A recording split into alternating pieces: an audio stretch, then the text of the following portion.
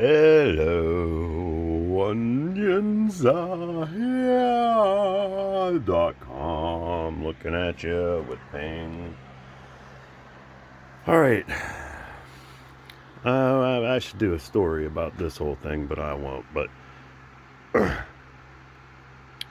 Pittsburgh Steelers 1967 throwback Mitchell and Ness authentic football jersey. We'll get to who it is in a bit. It's one of my problems. See, they start doing this thing, okay, and this is all stitched on, okay, and then on the inside, let's find it.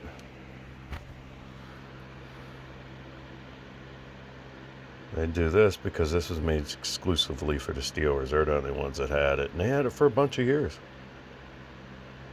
And finally sold out. And I think I got the last one because it popped up. They actually had a sale on it. Where's all this shit coming from? Alright, so it's a Mitchell and Ness. It's 1967, but you would think they would just give you 1967 players, or since 1967 didn't have name bars, they would just go with no last names. But they got the double elbows. I don't know if you can see that. Can you see the stitching around there? There's a double elbow, because they used to have double elbows back then.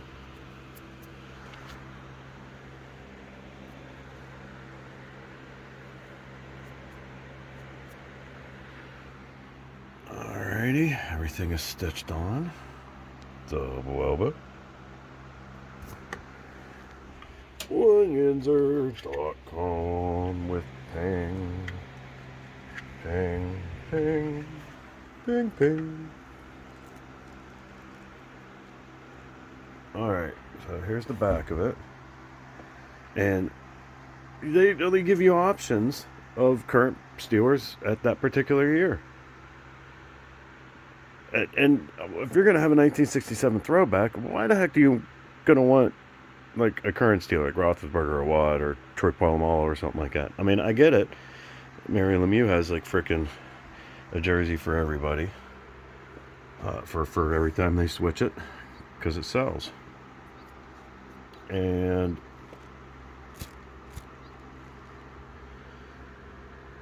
this was done by the team, so it's good to go.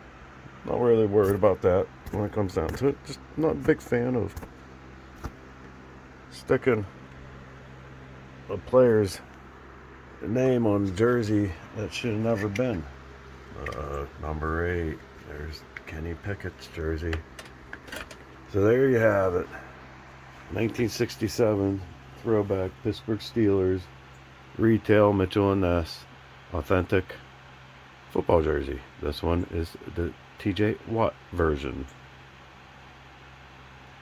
There you have it. Now you know. See, my whole thing is, as long as you played in the NFL, you should be able to like have your name sold, even if it's been 50 years since then. And they don't want to do it because you're dealing with family estates and this and that and everything like that.